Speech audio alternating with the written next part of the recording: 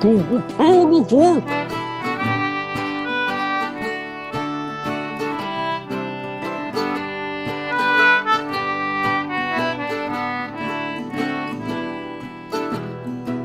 I miss you guys very much. I miss my Funnery family, but we'll get through this together. We got this, guys.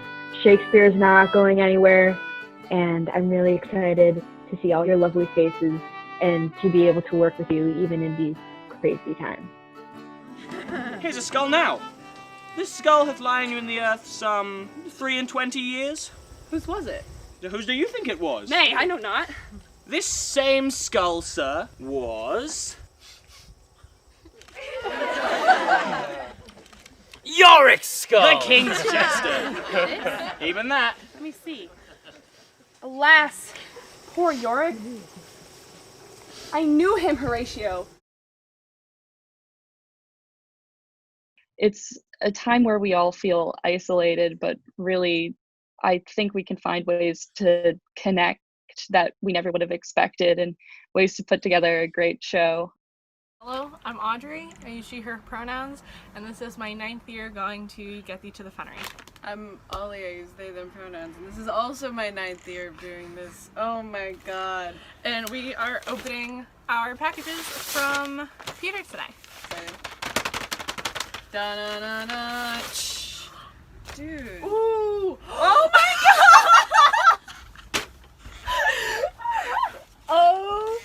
Oh my god! I love that so much! Oh my god. Oh, it's so Phoebe soft. Oh, it's so soft. Fie upon your law. Oh my gosh! I'm wearing my other orange shirt. I'm wearing the one from last year. Because I'm, up to date. Alright, so... I don't know where my shirt is, okay? Get out of town. Funnery is community. Funnery is family. We are connected by invisible bonds that go through any screen. Creating an environment within this little box is something that's going to be really fun and really exciting to try to do in a new way that we never were able to. We may not be able to be connected in body this year, but we have never been more connected in heart and voice and mind.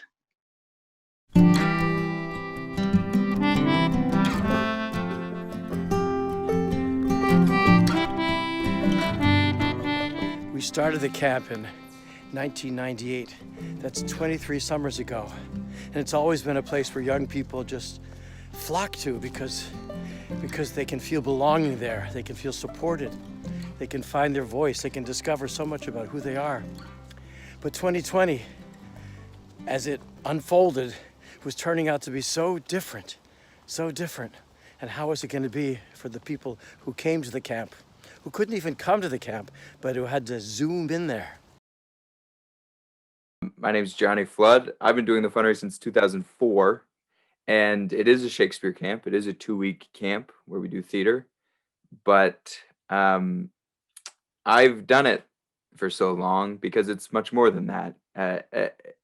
Really, the Funnery is a community, and it's a really special kind of community, a rare kind of community of artists and educators who provide a space for young people that is honest and open and patient and individualized, and that's a very rare thing for people of any age. So to have to move it online sucks. What do I want to say? For obvious reasons, safety reasons, and wanting to be able to include everyone even though it would be more difficult in COVID, we needed it more than ever. Funnery has always been hug camp and about physical comedy and about that magical journey to the center of the universe every year. It seemed like an impossible challenge, some things we were going to have to go without, but we knew we couldn't go without Funnery. My name is Christopher Kaufman-Ilstrup. I'm the executive director of the Vermont Humanities Council. It's the state affiliate of the National Endowment for the Humanities in the state of Vermont. I'm very often reminded of the folks who say that, we don't have anything more to learn from Shakespeare 400 years on, that these words are old and dusty and they don't matter much. and yet we had just left a session where you were talking about finding your voice, specifically through the character of Caliban in The Tempest. When thou camest first, thou strokest me, wouldst make much of me, wouldst give me water with berries in it, and teach me how to name the bigger light, and how the less that burn by day and night. And then I loved thee, showed thee all the qualities of the isle, the fresh springs, the brine pits, the barren places, the fertile. Cursed be I that did so! All the charms of sycorax, toads, bats, beetles, light on you. For I am all the subjects that you have, which first was mine own king. That was just a rehearsal. That was really the first time I ever spoke in public. And what a place to speak, and what words to be able to say, and what a stage. And that was my voice, because I had been a stutterer, a painful stammerer my whole life long. And there I was. And Shakespeare did that. Heart, mind, body, voice. Sign of the four is, simply put, just what we're working on. But to me, much like everything else at the Funnery, it's so much bigger than that. And it carries out and beyond the 2 weeks into the rest of the year. And I can speak for myself, into the rest of our lives. The work that we do at Funnery is so important because it connects it all in a way that feels fun and exciting and like exactly what we should be doing. I mean, so much about the camp is designed to sort of shake it out of you. Having the words of Shakespeare, learning those beautiful words, we were able to communicate with each other on a really deep emotional level. And I think that's a huge reason why the Funnery creates such lifelong bonds with people that you only see for 2 weeks. For me, I certainly came in sort of as a loud and articulate 12-year-old, so it wasn't so much a physical voice that I had to find. It was really a space where, for the first time, I was truly empowered as a young person. My voice mattered and was heard, not only by my peers, not only by older kids, but by the adults in the room, and it was equal. Not only did we have the pandemic shutdown in March, but of course, just 6 or 8 weeks later, the global pandemic of racism became much more obvious to many people in the United States with the murder of George Floyd. We knew from before, right, that pandemic of racism and hate speech has been worsening for years. But now it's so much more obvious. I'm interested to see what the Funnery students have done. Hi, I'm Claire Green. I'm currently living and working in China as a school counselor at the International School of Beijing, and I'm from the very first Craftsberry Funnery cohort. Funnery has been a part of my life since I think I just turned 13. I'm 35 now. So we had spoken about doing the Merchant of Venice a long time ago. We didn't have the time to give it the kind of depth that we needed to. And having that time for these big discussions about themes of anti-Semitism and xenophobia and othering and sexism and racism. So this was the year where we were given the gift of time to plan this in a way that we feel like we could do it responsibly and as a way to connect with and react to what was happening, in America and across the world. Welcome, everybody, to the 2020 Get Thee to the Funnery production of Shakespeare's famous play, Merchant of Venice, a play which we have successfully avoided doing for 23 years. And we decided what a good idea to do this play this year in this strange ecosystem that we're living in, to see whether the play could teach us how to defend, how to be speakers up in the fight for people's acceptance and inclusivity. But wait, we're getting ahead of ourselves. We didn't have enough people signing up for the camp because of the pandemic. I got on the phone and I called Vespo, Youth Theatre in Mumbai, India. Hello? Come to Vermont. What? Vermont? Shakespeare? Right now. Yes. What? Shakespeare? Oh. Yes! I'm so excited. Okay, I'll see you later. Bye! Bye-bye! Craftsbury Common, Vermont. It's a beautiful place, great place to hold a camp. This year, our camp and our performances are online. Come here, I'll show you.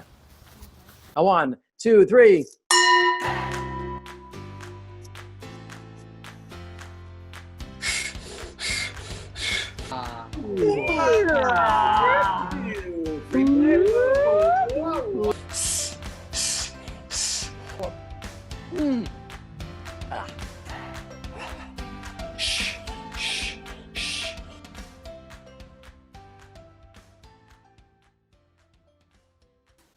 So, first things first, you have to get into your typical Funnery attire.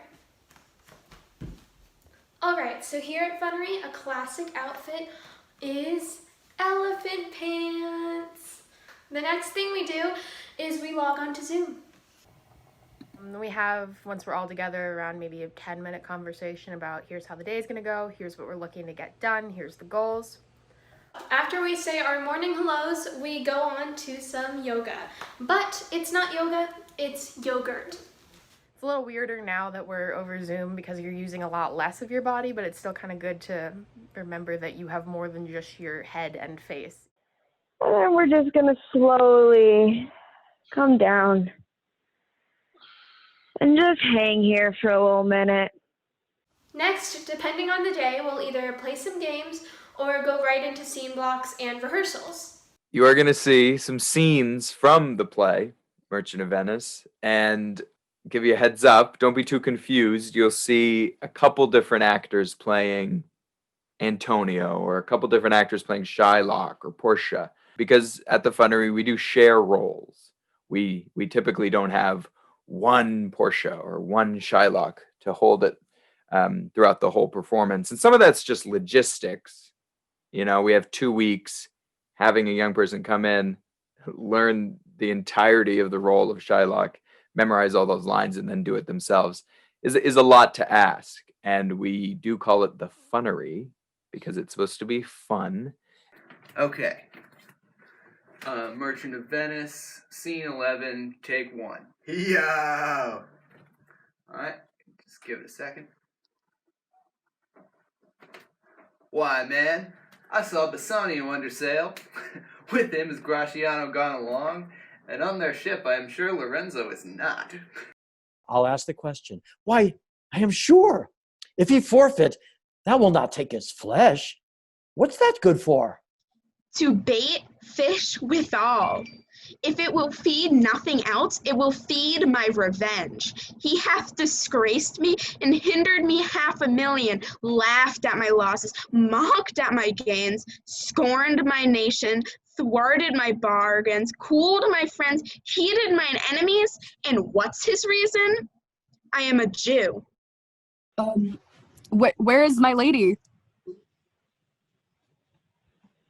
Here? What would my lord? Ma'am, there is an alighted at your gate, a young Venetian. I've not seen so likely an ambassador of love. No more, I pray thee. Nerissa, let's go secret Cupid's post that comes so mannerly. Bassiano, Lord of Love, if thy will it be.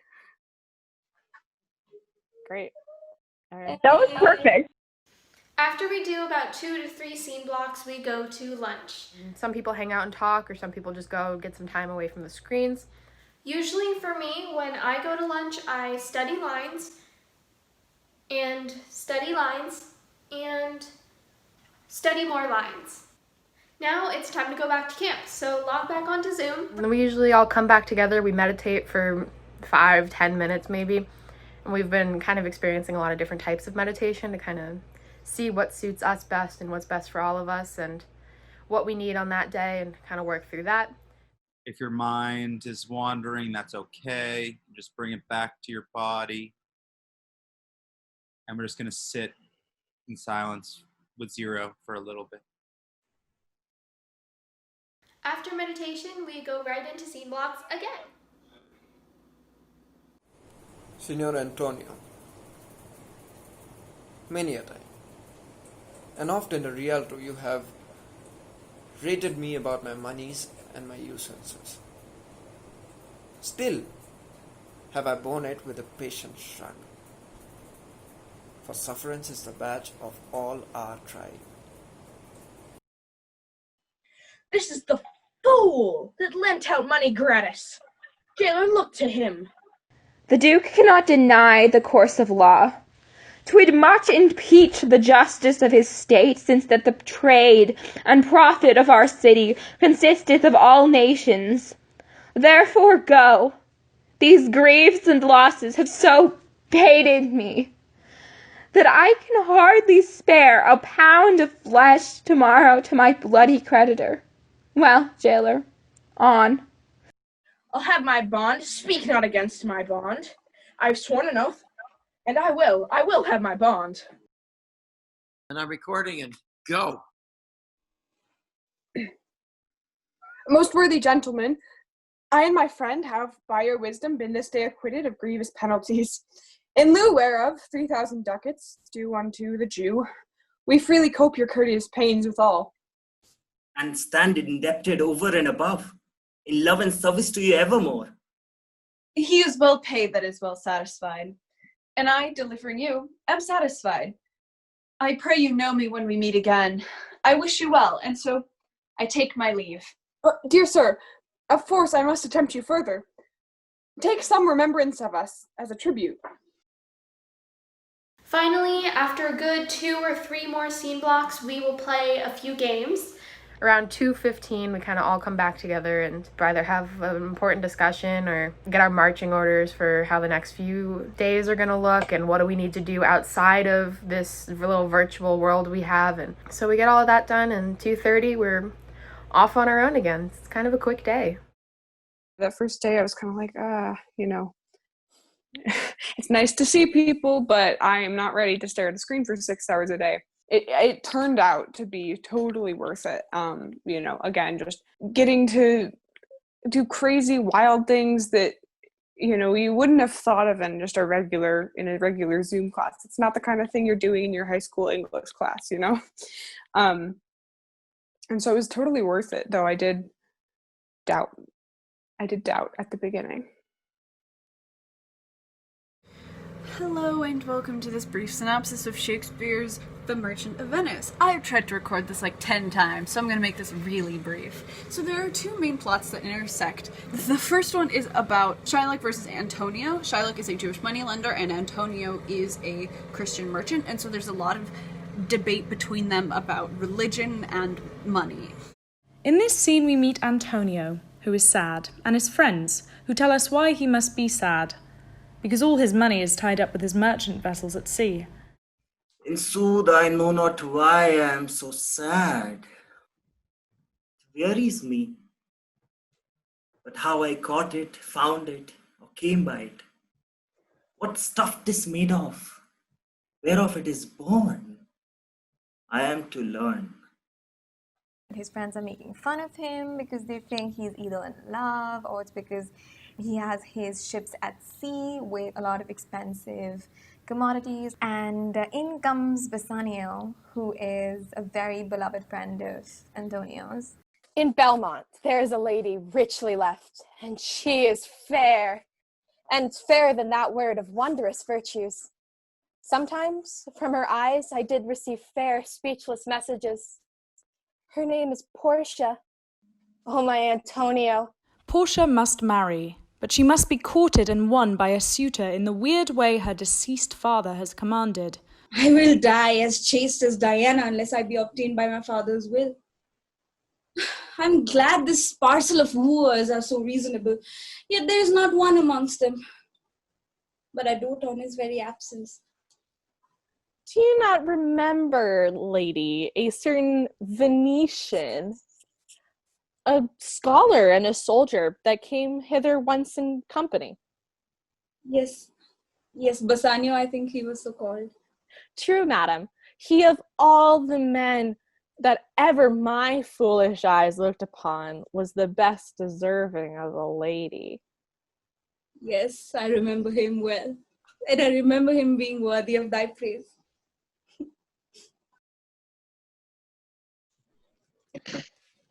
You're Bassanio. Graciano! Bassanio. Graciano! I have a suit for you. You have obtained it. Oh, you must not deny me. I must go with you to Belmont. Why, then you must. But hear thee, Graciano. You are too, rude and bold of voice. Pray, take pain to ally with some cold drops of modesty. Your skipping spirit, lest through thy wild behavior I be misconstrued. Allay with some cold drops of modesty, not a lie. Allay. Senor Bassanio, hear me. If I do not put on a sober habit, talk with respect, and swear but now and then, wear prayer books in my pocket, look demure, nay more, while grace is saying, put mine eyes thus with my hat, and sigh and say, Amen. We shall see your bearing. Nay, but I bar tonight. You shall not gauge me by what we do tonight. No, that were pity. I would rather entreat you to put on your boldest suit of mirth, for we have friends that propose merriment. So, fare you well. I have some business. And I shall see you at supper time. I had to wear a beanie that looked similar to other people. Sometimes we'll have several people playing one character. There's a lot of people in the camp, and there's a lot of very talented people in the camp, and there's also very large roles. And so that allows like a bunch of different people to try being a lead character and try having like huge monologues or whatever it is. In this scene we meet Shylock, the Jewish person whom Bassanio seeks to borrow money from, since Antonio has no ready money. 3,000 ducats for 3 months. Antonio bound. May you stud me? Will you pleasure me? Shall I have your answer? Antonio is a good man. Have you heard any imputation to the contrary? Oh, no. My meaning in saying he's a good man is to have you understand me that he is sufficient. Yet, his means are in supposition. Shylock, obviously, having felt angered by the way he'd been treated in the past by Antonio and all his associates who were Christian, decides that this would be a great opportunity to teach him a lesson. The Merchant of Venice is Antonio. And Antonio, who's always described, oh, he's the nicest guy, he's the finest man, he's so honorable, he's the biggest bigot in the play. And he has made a career over the past 400 years of hiding behind Shylock, the Jew. Also, my mom was super happy because the character Antonio is the Merchant of Venice, and you know, they have been wanting to watch me, and when they hear that I am playing a role of the title role, you know, and you know, Merchant of Venice is Antonio, and I am playing Antonio. This was the biggest thing my mom was tripping on, and why she has to watch it, even if she doesn't know and she doesn't understand English. But ships are but boards. Sailors but men. Then there be land rats and water rats, land thieves and water thieves. I mean, by rats. If you repay me not on such day, such place, such sum, or sums as are expressed in the condition, let the forfeit be nominated for an equal pound of your fair flesh to be cut off and taken. In what part of your body pleaseth me? Content and faith. I'll seal to such a bond and say there was much kindness in the Jew. You shall not steal such a bond from me. I'll rather dwell in my necessity. And Antonio agrees to it because Antonio thinks he's going to get his money back and probably like triple the amount of money that he's borrowed and will be able to pay Shylock back. So The Merchant of Venice is actually a comedy. And that's really interesting because every page is filled with so much hate and very blatant anti-Semitism. And we kept waiting for the comedy to come. You finally meet Lancelot Gobbo, who is the clown in the play, and he's super funny.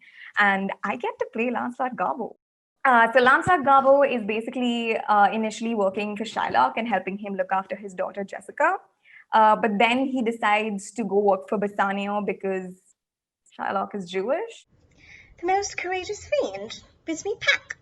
"Ria," says the fiend. "Away," says the fiend. "For the heaven throw up a brave mind," says the fiend, "and run."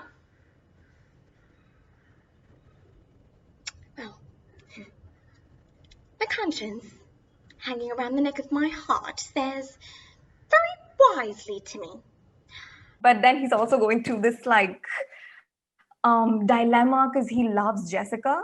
But then he finally decides to go work for Bassanio. You don't have to. Oops. I'm sorry.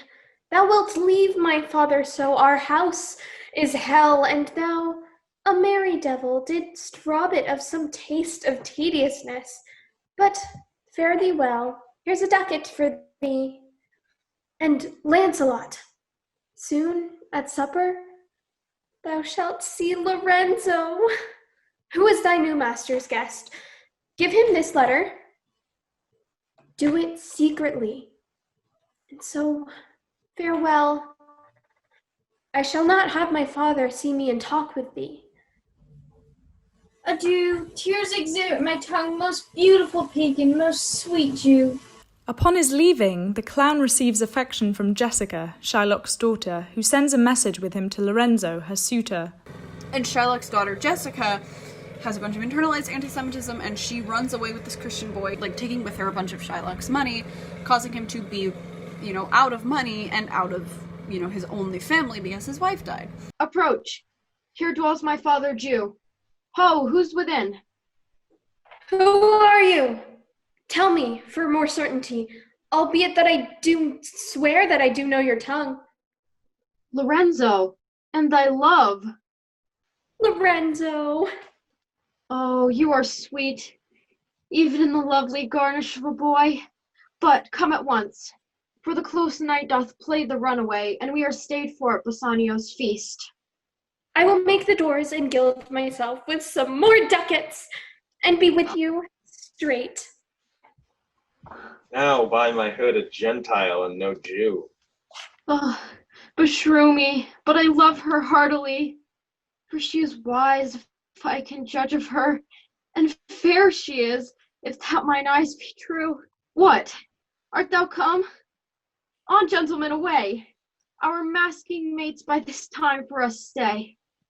In the second part of the scene, Gratiano is prevented from revelry as Antonio warns him that, the wind being up, it's time to sail to Belmont. On board already is Bassanio, in a hurry to get to Portia's house to pass the test. Fie, Gratiano, where are all the rest? 'Tis 9 o'clock, our friends all stay for you. No mask tonight, the wind is come about. Bassanio presently will go aboard. I have sent 20 out to seek for you. I am glad on it. I desire no more delight than to be under sail and gone tonight. In this scene, we hear that Shylock has discovered Jessica's disappearance and the loss of all his riches. I never heard of passion so strange, so confused, so outrageous, and so variable, as the dog Jew did utter in the streets, "My daughter! Oh, my ducats! Oh, my daughter!"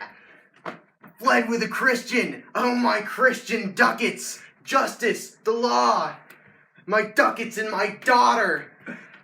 And jewels! 2 stones, 2 rich and precious stones, stolen by my daughter! Justice, find the girl! Why, all the boys in Venice follow him, crying, "His stones, his daughter, and his ducats!" These guys are kind of boneheads, and they need. We talked about calling them the merchant bros. That they're they come from a place of privilege, but they're also comedic.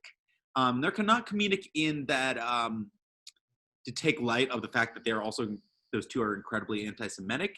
They're comedic in the fact that they're so full of themselves and they're how great they are in society. They almost become a caricature. He came too late. The ship was under sail. But there, the Duke was given to understand that in a gondola were seen together Lorenzo and his amorous Jessica. Oh!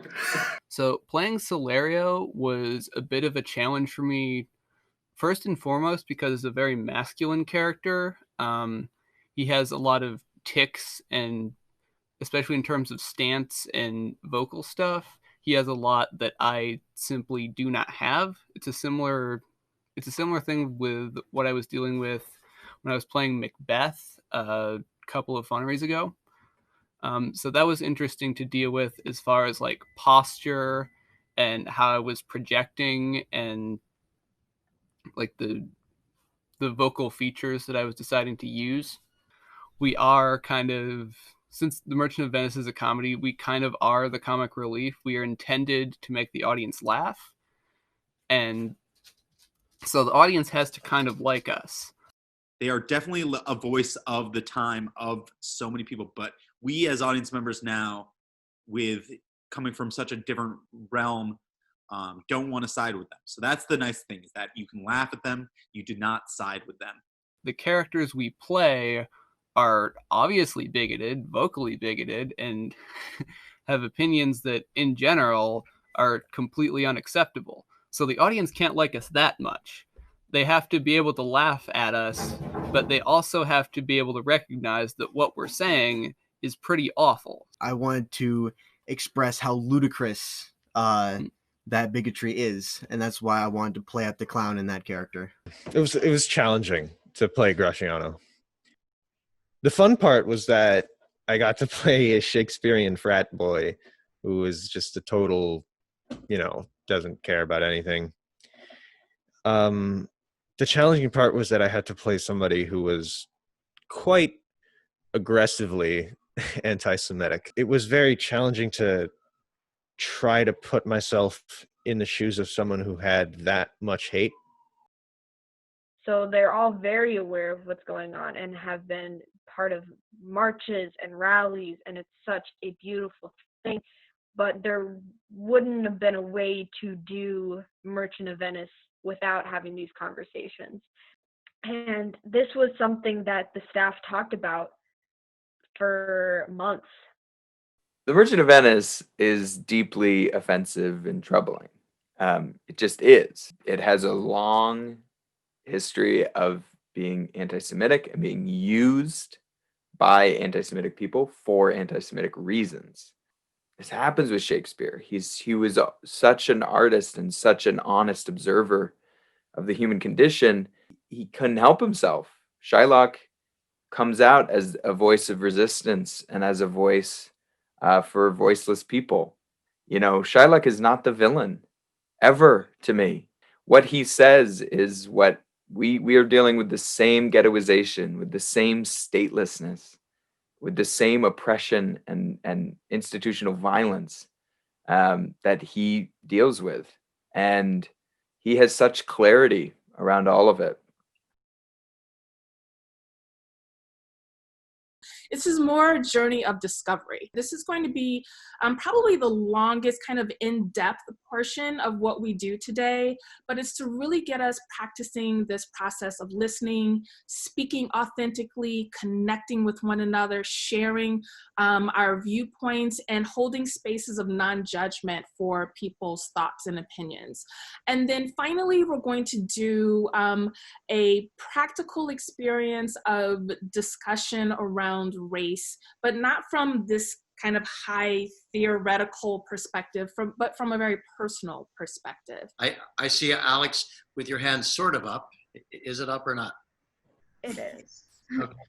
I just wanted to say, for me personally, like being in this scene, like even like being cast as Shylock in general just made me like originally really uncomfortable because like I am Jewish and like I like didn't know how I felt about being a character that's portrayed as like a greedy, bad Jewish man. The more I thought about it and like the more I read through like my lines and stuff, it like I realized like it is important to like show this kind of stuff and like to like but also speak out about it. Kind of weird and icky feeling because like I know in my case playing Bassanio, I have an idea of how I want Bassanio to be in like my ideal world of kind of just like the fun, like kind of dumb, just like almost a comedic character, but he's not in this scene, and there's really no one that's funny in this scene because it's so much hatred and you can't play that off in a way that's kind of fun to listen to or funny to do. You think about what things are just totally like off limits to say now, the kind of thing that you say and you're going to get beat up by anyone who has half a brain because it's just a horrible thing to say. And there's stuff like that in that play, and it's just kind of shocking. It was definitely hard to act as like the Duke in the sense where I had to be so like bigoted and hatred against like this one man for something as insignificant as like his religion. And it was weird to have to use like the term Jew, especially in a derogatory way when referring to like the actors and stuff. It was very uncomfortable. I've never read or seen anything that's kind of got this dichotomy where it was once portrayed as like kind of a feel-good comedy, but now has this massive dramatic weight attached to it as a result of changing times. Like, this is a very unique piece of art. As actors, we need to be able to speak up and show what is going on out there. If artists won't talk about it, if we won't show it, bringing it to attention through any form of art is actually a very important role and responsibility that we carry as artists. I think what we didn't anticipate was how much the campers would lead that and lead these beautiful conversations. You know, you have to be able to listen and you have to be able to be like, yeah, in a lot of ways, I contribute to a lot of the systemic oppression of people of color. And how can I use that privilege to, you know, stop white supremacy? I do agree. I think it can be very hard for white people in America right now to acknowledge how much they both benefit and perpetuate white supremacy and supremacy culture in general, and like patriarchal culture in general. Like that it can always be hard to hear like you're producing the problem, especially when you don't necessarily see yourself as someone who is, but it's more about the culture you entertain and you allow around you that does perpetuate that. It's easy to just say, well, oh, it's not me, it's somebody else's problem, like I'm one of the good ones. But it does take a lot of strength to actually acknowledge like both the faults you have both in your logic and past behaviors. That can be very difficult, especially in like arguments and debates of class, race, anything like that. I find if someone has more ignorant views, or however, if their views aren't aligned with mine and they don't actually listen to what I'm saying, the facts I'm giving, I get very, very angry very quickly. And that often shuts down the conversation because now both sides are defensive. So I get nervous when heading into such like topics because I'm afraid I will be the one to accidentally shut down the conversation, which is not something I want to do. But for me, the fear gets bigger when it is with someone you really, really know and someone who's very close to you. And it can also be dangerous too. Like if the person you're disagreeing with about this stuff happens to be a parent or guardian that you rely on for like living situations and food, it can also be kind of hard to have these stances and feel confident in them when you might have everything taken away from you. I like the times when I've been walking around for days and days thinking there's a conversation that I have to have with this person and I'm really afraid to start it. but I have to start it. They're not going to start it. And there's always the chance, that it's going to ruin their relationship or it's going to make the relationship a whole lot better. And then you stew about it, and then you finally, screw up the courage both to speak and also to be willing to listen to what the other person has to say. And it usually, in my experience, has turned out to be, why did I wait so long to talk about that? It's so much better now. People's fear of the unknown often puts them in a situation of comfort, this stale, non-moving position where they block out everything else. They don't learn, they don't develop, they're stuck in their space because they don't want to move forward. They don't want to evolve and not be afraid. They want to stay where they are and be safe, what they know is safe.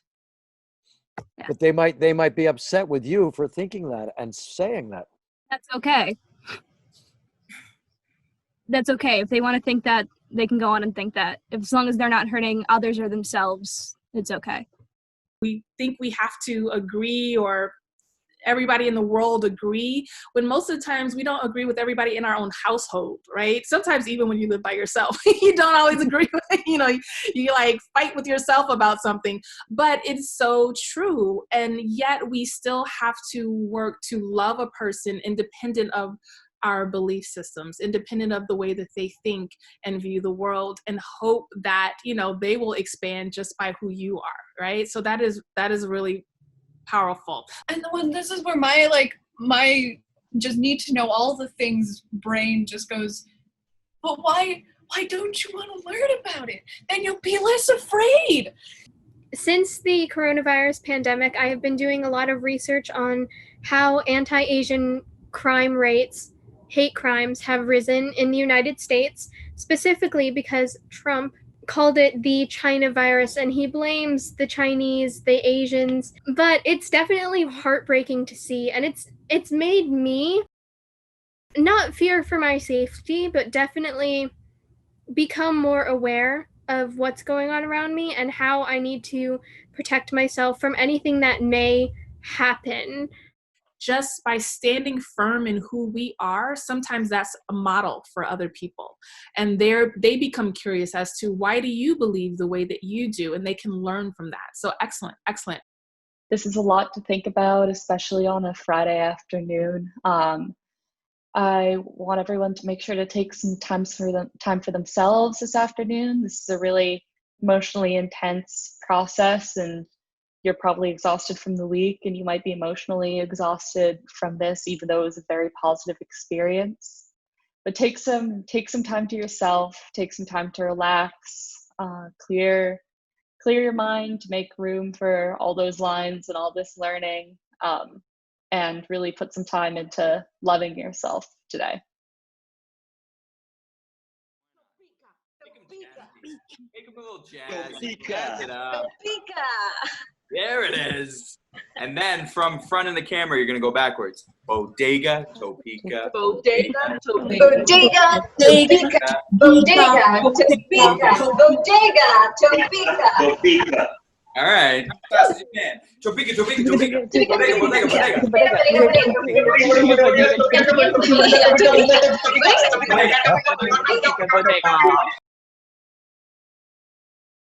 The other plot is about a rich heiress named Portia who is trying to find a husband after her father died, and her father left a bunch of really weird rules about who's allowed to court her.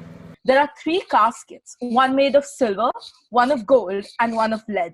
In one of those caskets is Portia's picture, and only if you pick the correct one do you win Portia's hand in marriage. There's something tells me I would not lose you. I would detain you here some month or 2 before you venture for me. Beshrew your eyes. They have overlooked me and divided me. One half of me is yours, and the other half also yours. I would say my own, but if mine, then yours. So all yours. I speak too long, but 'tis to draw out time to stay you from the election. I loved playing Portia, actually. She's one of my favorite characters, despite some views of hers that I disagree with. It's very interesting to see Portia in that one specific scene because it seems like there's a character shift in her for just that one scene compared to the rest of the play. If you do love me, you will find me out. So it's the same configuration. My boy, and then Maddie, and then Portia's right there. Oh god. So you are I here. hate. Yes. Yeah. I hate the non-mirroring. My lord and lady, it is now our time that have stood by and seen our wishes prosper to cry good joy, my lord and lady. My lord Bassanio and my gentle lady, I wish you all the joy that you can wish, for I am sure that you wish from... And it's the other way too. You were looking the wrong way for a second. Okay, I'm just not gonna look anywhere except up, because I know up. Damn it, come on. This is such a doozy. Brooke, go away. Brooke, go away. I remember one time I had to pause, exclaim loudly to Lucas Subiete, and it's like, dude, you gotta look at your wife. You're doing a great job, but you gotta look at her and act like you like her at least a little bit. Come on, buddy. I know, I'm just blushing. I'm so in love. So hot in my room. This is the worst So posture. hard. I can't, what? I love you, Bassanio. Luca, just do your line. Okay. My lord Bassanio and my gentle lady, I wish you all the joy that you can wish. For I am sure that you can wish none from me. And when your honors mean to solemnize the bargain of your faith, I do beseech you, even at that time, I may be married too. With all my heart, so thou canst get a wife. I thank your lordship. You have got me one. My eyes, my lord, can look as swift as yours. You saw the mistress, I beheld the maid. Your fortune stood upon the casket there, as did mine too. For wooing here with oaths of love, I got a promise of this fair one here, to have her love, provided that your fortune achieved her mistress. Is it true, Larissa? Madam, it is. So you stand pleased with all. And do you, Graziano, mean good faith? Yes, faith, my lord. Our feast shall be much honored in your marriage. Okay, so Portia and Nerissa give rings to Bassanio and Graciano, and these rings are just a sign of their love. And they obviously ask Bassanio and Graciano to promise them that they wouldn't ever lose the ring or give it away. And Bassanio and Graciano, as dutiful to-be husbands, promise them so. All rise for the Duke of Venice. What is Antonio here? Ready. So please, your grace. I am sorry for thee. Thou art come to face a stony adversary. Come and call the Jew into court. Make room and let him stand before our face. Shylock, the world thinks, and I think so too, that thou leads this fashion of thy malice to the last hour of act. Then 'tis thought thou show thy mercy and remorse more strange than is thy strange apparent cruelty. I have possessed your grace of what I purpose, and by a holy Sabbath have I sworn to have the due and forfeit of my bond. You deny it. Let the dangers light upon your charter and your city's freedom. You ask me why I rather choose to have a weight of carrion flesh than receive 3,000 ducats. I'll not answer it, but say it is my humor. We see that Shylock is merciless in his application of the legal argument.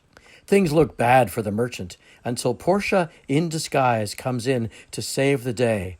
His Excellency the Doge of Venice, your grace shall understand that here comes a young lawyer of Rome, whose name is Balthazar. Balthazar. Thank you.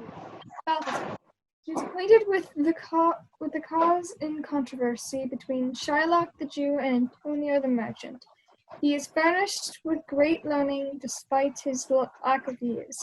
I leave him to your gracious acceptance. Etc. Etc. Etc. Come you from Padua? I do, my lord, with a letter for your grace. Why dost thou whet thy knife so earnestly? Got the forfeiture from the bankrupt there. And no prayers pierce thee? No, none that thou hast the wit to make. Oh, be thou damned, inexorable dog, and for thy life let justice be accused. I stand here for the law. Is your name Shylock? Shylock is my name. Of a strange nature as the suit you follow, yet in such rule that the Venetian law cannot impugn you as you do proceed. You stand within his danger, do you not? Aye, so he says. Do you confess the bond? I do. Then must the Jew be merciful? And what compulsion must I? Tell me that. The quality of mercy is not strained. It droppeth as the gentle rain from heaven upon the place beneath. It is twice blessed. It blesseth him that gives and him that takes. 'Tis the mightiest in the mightiest. It becomes the throned monarch better than his crown. His scepter shows the force of temporal power, the attribute to awe and mercy wherein doth sit the dread and the fear of kings. But mercy is above this sceptered sway. It is enthroned in the hearts of kings. It is an attribute to God himself. An earthly power doth then show likest gods when mercy seasons justice. Therefore, Jew, though justice be thy plea, consider this, that in the course of justice, none of us should see salvation. We do pray for mercy. And that same prayer doth teach us all to render the deeds of mercy. The quality of mercy is frequently sampled out of context. This is unfortunately common with Shakespeare's work, but ignoring what Portia's doing in this scene changes the whole meaning of the monologue. Portia is frequently held up as a paragon of white female strength, preaching kindness to the heartless savage who only need yield an ounce of his power to save the life of a struggling merchant. But by looking at the context of the show, we reveal the role of privilege in the pursuit of justice and mercy. We cannot ignore the fact that, as a Jewish person, Shylock has few legal ways of making a living. He is not considered a citizen of the place he was born, and he's regularly verbally and physically assaulted by Antonio himself. This is Shylock's only course of justice. Today, especially, it's evident that oppressors maintain power by defining how the oppressed seek freedom. Whether listening to this monologue or to the news, it's our responsibility to examine the power dynamics at play and ally ourselves with the fight for justice. So the morality was essentially morality for Christians, but anyone who was outside of that Christian realm was judged, right? And oppressed. Okay. So Portia says he can go ahead and take out and carve out a pound of flesh as long as not even a single drop of blood is reached, like touches the floor or gets spilled. A drop of Christian blood. Shed thou no blood, nor cut thou less nor more than just a pound of flesh. If thou cuttest more or less than just a pound, be it but so much as it makes it light or heavy in the substance, or the division of the 20th part of a 1/4 scruple. Nay, if the scale do turn but in the estimation of a hair, thou diest, and all thy goods are confiscated. Now, infidel, I have you on the hip. Why doth the Jew pause? Take thy forfeiture. Give me my principal and let me go. Have it ready for thee. Here it is. He hath refused it in the open court. He shall have merely justice and his bond. A Daniel, still say I, a second Daniel. I thank thee, Jew, for teaching me that word. Shall I not have barely my principal? Thou shalt have nothing but the forfeiture, to be so taken at thy peril, Jew. Aye then, the devil give him good of it. I'll stay no longer questioned. Tarry, Jew. The law hath yet another hold on you. It is enacted in the laws of Venice, if it be proved against an alien that by direct or indirect attempts he seek the life of any citizen, the party against the which he doth contrive shall seize one half his goods, the other half comes to the privy coffer of the state, and the offender's life lies in the mercy of the Duke only. In which predicament, I say, thou standest, for it appears by manifest proceeding that indirectly and directly too, thou hast contrived against the very life of the defendant. Oh, learned judge, Mark, Jew. Oh, learned judge. Every time after, I would read my line where I would yell, oh, Mark, Jew, a second Daniel, I would, sneer at him and say all this nasty stuff. It was very tough. After I would say those lines, I'd just think to myself, God, why? Why would you say that to him? He was not fighting just for the bond. I believe he was fighting for his community, his tribe. He wanted to earn some respect for his tribe, and which he doesn't. He fails to do so, and he is really hurt. And he says that I'm not well, and he leaves the court. I do think that the experience was worthwhile, because although it's a fictional character, and Graciano never actually lived, people still think that way, and it was a worthwhile experience to try to understand why, even though I don't think I ever could. I did have to fill myself up with a lot of negativity and a lot of that hatred, which normally I'm not that kind of a person, and it was really difficult for me. But I think because this exists in the society, and because there are people who do it when they are not acting and when they mean it, I think representing that was very important for me.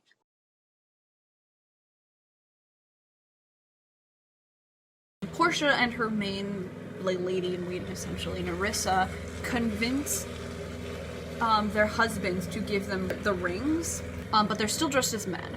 So the next scene is them being like, haha, we had the rings all along. I must be plain with you. To part so slightly of your wife's first gift. Why, I were best to cut my left hand off and swear I lost the ring defending it. My lord Bassanio gave his ring away unto the judge that begged it, and indeed deserved it too. What ring gave you, my lord? Not which, I hope, which you received of me. You say my finger hath not the ring. It is gone. And then obviously Portia runs to clarify, and she puts back on her disguise of Balthazar and says, here we go. And I'm the one who saved y'all and saved Antonio. And everyone's obviously really happy and surprised. To bed now, being scant 2 hours till day. While I live, I'll fear no other thing. So sore as keeping safe Nerissa's ring. At Funnery, everyone is so focused on helping each other and working towards that same common goal, whether that's putting on a show that night, making a silly improv scene together, comforting someone during lunch. Everyone is so tuned into what their peers need and what the group needs. And I think that's really what makes the environment so different and why it's so fulfilling to come back to every year, because when everyone is caring about everyone else, you don't need to focus on yourself. Even we had sessions of six hours every day. I was never tired. I was never tired any day. I was equally motivated. I found new passions. I found Shakespeare. I realized what Shakespeare is. Why do they call that it's actor's best friend? Just the ugliness of people and discrimination and everything else, just reading it and doing it, it made me feel I want to talk about it. It's something that makes me so mad, but so like it was so real that I'm gonna talk about it forever and understand what is up. I want everybody who comes to the Funnery, all these young people, to find their voice, to work on their voice, to strengthen it, and to use it, exercise it. It's more important than ever. You know, what we were doing wasn't easy, and there weren't any clear answers really in how we should have gone about approaching it. And so it was really great to have Shaunelle's expertise, and the time that we spent with her was really, really so invaluable. Like you spoke about, I think that is what art is for.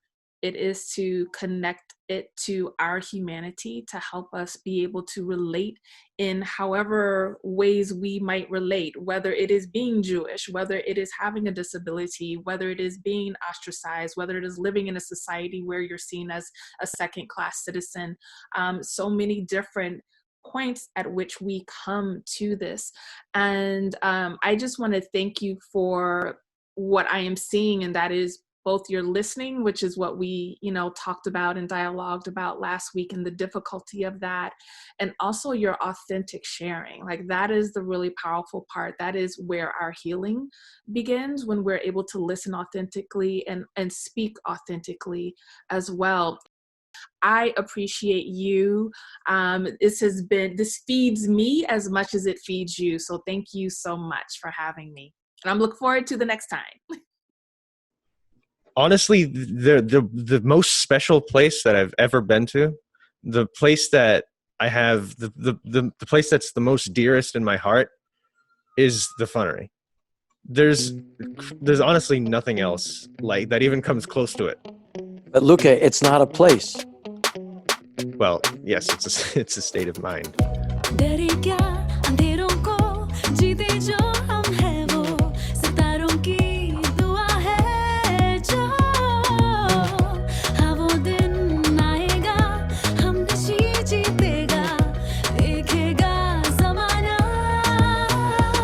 कभी टूटे ना किया था जो तूने कभी कभी हारेगा जीतेगा वापस तू फिर से आई ना.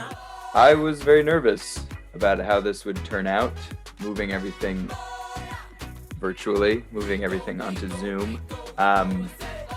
These young people, these kids, they have like an innate ability to communicate by a screen. Whoa. Innate? All right. Well, not innate, but it's their first language. They grew up with it. They're fluent in the technology as a means of communication. People like you and me, Peter, it's our second language. We're not bad, but it's harder. I see your point.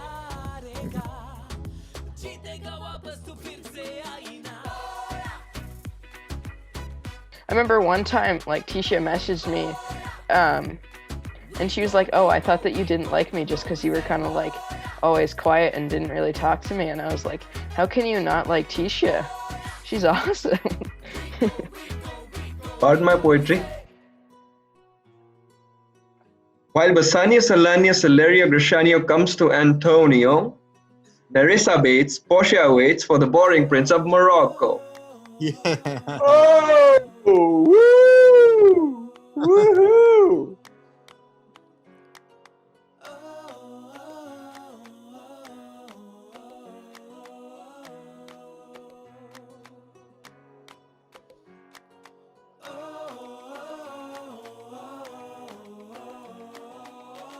It was a big deal for us. We wanted to get our actors to confront similar situations while creating a collaborative piece of art with people who are, like across the world.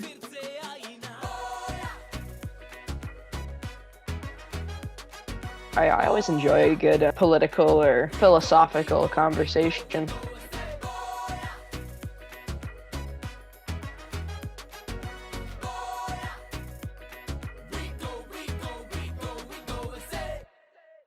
I really, really hope if by next year the pandemic clears out and things are a lot safer, I get the chance to go to Vermont myself and physically take part in the camp and meet Peter and all my friends that I made over the past 2 weeks. And it'll just be a dream come true.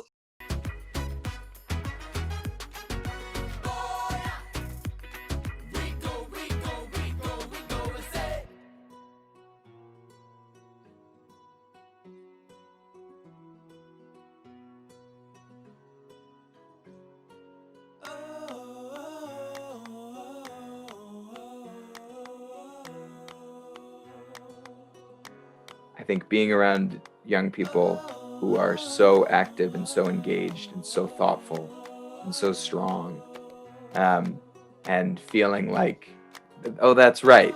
Like we're supposed to follow young people.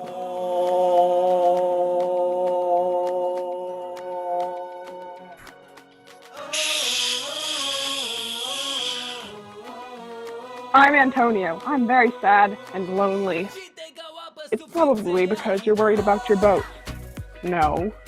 And all we have to do is do our best to support and be consulted as needed. That makes me feel really hopeful. Somehow 2 weeks is enough. We're fulfilled with the time we get to spend together.